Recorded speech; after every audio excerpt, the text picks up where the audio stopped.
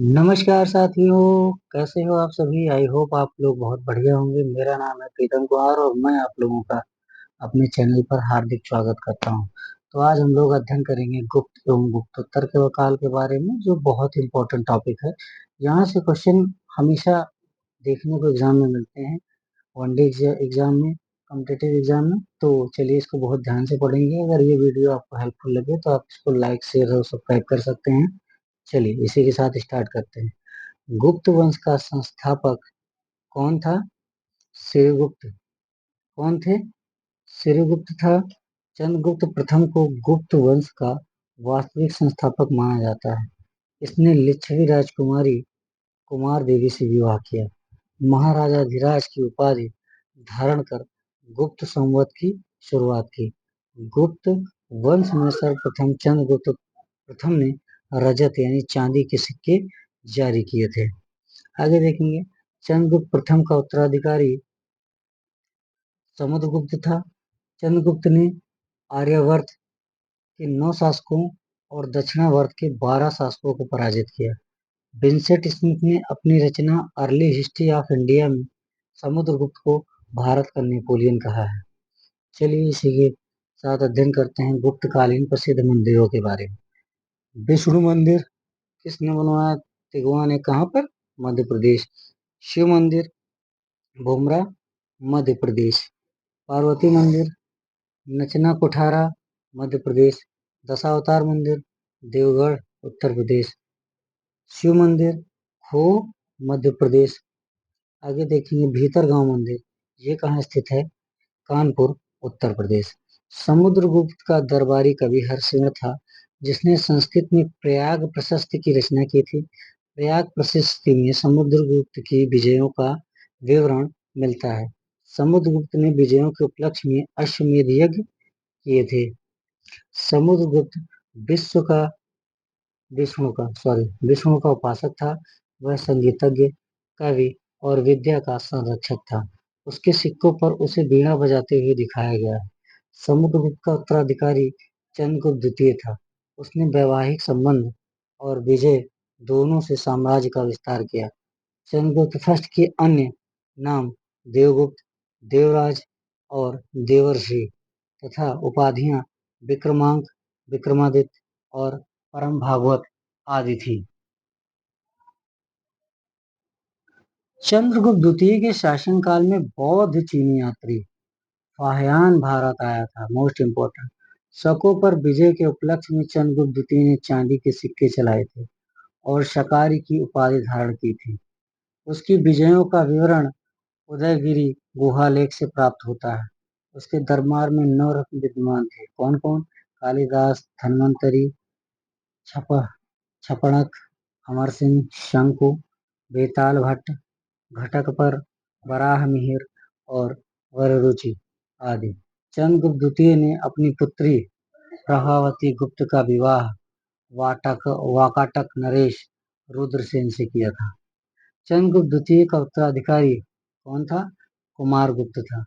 गुप्त शासकों में सर्वाधिक अभिलेख कुमार गुप्त के हैं। नालंदा नालंदा विश्वविद्यालय की स्थापना कुमार गुप्त ने की थी। Most important question. जैसे ऑक्सफोर्ड ऑफ महायान बौद्ध कहा जाता था। स्कंदगुप्त ने कर्णदत्त को सौराष्ट्र का गवर्नर नियुक्त किया। उसके पुत्र चक्रपालित से गिरनार पर्वत पर स्थित सुदर्शन झील का पुनर्निर्माण करवाया। प्रशासनिक सुविधा के लिए स्कंदगुप्त ने अपनी राजधानी अयोध्या स्थानांतरित की। अंतिम गुप्त शासक विष्णुगुप्त था। गरुण गुप्त वंश का राजकीय गरुड़गुप्त वंश का राजकीय चिन्ह था। कला और साहित्य के बारे में देखेंगे। नारद, कात्यायन, याज्ञवल्क्य एवं बृहस्पति स्मृतियों की रचना भी गुप्त काल में हुई थी। सर्वप्रथम जाति के रूप में कायस्थ का उल्लेख ओशनम स्मृति में मिलता है। सती प्रथा का सर्वप्रथम अभिलेखीय साक्ष्य भानुगुप्त के एर्ण अभिलेख से प्राप्त होता है। आगे देखेंगे। गुप्त काल में निर्मित अजंता एवं बाघ की गुफाएं महत्वपूर्ण है, जिनमें अजंता की गुफा संख्या 16 में उत्कीर्ण मरणासन राजकुमारी का चित्र विशेष रूप से प्रशंसनीय है। वह गुफा 17 में बुद्ध की जीवनी से संबंधित चित्र उत्कीर्ण है। आगे देखेंगे, बीज गणित के लिए ब्रह्मगुप्त ने जिस शब्द का प्रयोग किया वह कुट्टक गणित है। यह एक निश्चित समीकरण की शर्तों को कम करने के लिए एक एल्गोरिथम है। विज्ञान के क्षेत्र में आर्यभट्ट के शून्य सिद्धांत तथा दशमलव प्रणाली का विकास गुप्त काल में हुआ था। गुप्तकालीन साहित्यिक एवं रचनाएं, यहाँ पर देखेंगे आप लोग, ऋतुसंहार, मेघदूत, कुमार संभव, रघुवंशम, मालविकाग्निमित्र, अभिज्ञान शाकुंतलम, विक्रमोर्वशीयम कालिदास की है, मुद्रा राक्षस, देवी चंद्रगुप्तम, विशाखदस्ती, काव्य दर्शन, 10 कुमार चरित्र, ये किसकी है? दंडी की। आगे देखेंगे, स्वप्नवासो दत्तम, चारुदत्त, अरुभंग, कर्णभा, पंचरात्रि, ये सब भास की है।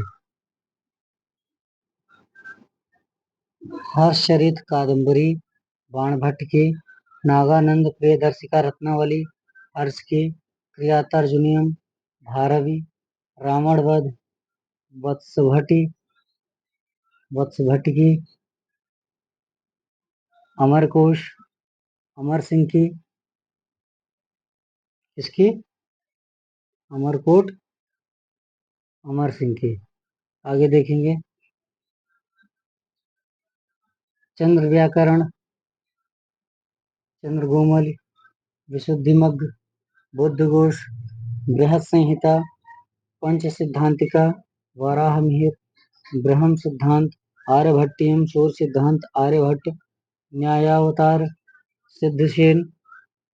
आगे देखेंगे, नीति शास्त्र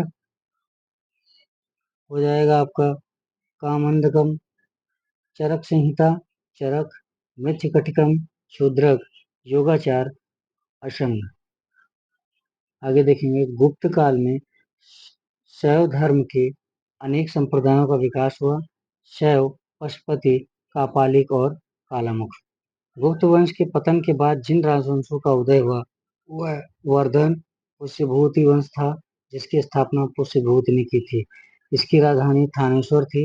इसके प्रथम शासक प्रभाकर वर्धन ने परम भट्टारक और महाराजाधिराज जैसी सम्मानजनक उपाधियां धारण की। राज्यवर्धन की मृत्यु के बाद हर्षवर्धन थानेश्वर की गद्दी पर बैठा। हर्ष को शिलादित्य के नाम से भी जाना जाता था। हर्ष ने कन्नौज को अपनी राजधानी बनाया। ऐहोल प्रशस्ति से ज्ञात होता है, हर्ष और पुलकेशिन द्वितीय के बीच नर्मदा नदी के तट पर युद्ध हुआ। इसमें हर्ष की पराजय हुई। चीनी यात्री ह्वेनसांग हर्षवर्धन के काल में भारत आया था। आगे देखेंगे, ह्वेनसांग को यात्रियों का राजकुमार कहा जाता है, नीति का पंडित एवं शाक्य मुनि भी कहा जाता है। हर्ष ने बाणभट्ट, मयूर, दिवाकर व ह्वेनसांग आदि विद्वानों को संरक्षण दिया था। वह सूर्य, शिव एवं बुद्ध का उपासक था। हर्ष प्रयाग में प्रति 5वें वर्ष एक समारोह आयोजित करता था, जिसे महामोक्ष परिषद कहा जाता था। बाणभट्ट हर्ष के दरबारी कवि थे। उन्होंने हर्षचरित और कादंबरी की रचना की। प्रियदर्शिका रत्नावली तथा नागानंद नामक 3 संस्कृत नाटक ग्रंथों की रचना हर्ष ने की थी। मोस्ट इंपोर्टेंट क्वेश्चन, जिसके लिए उसे साहित्यकार सम्राट कहा जाता है। धन्यवाद।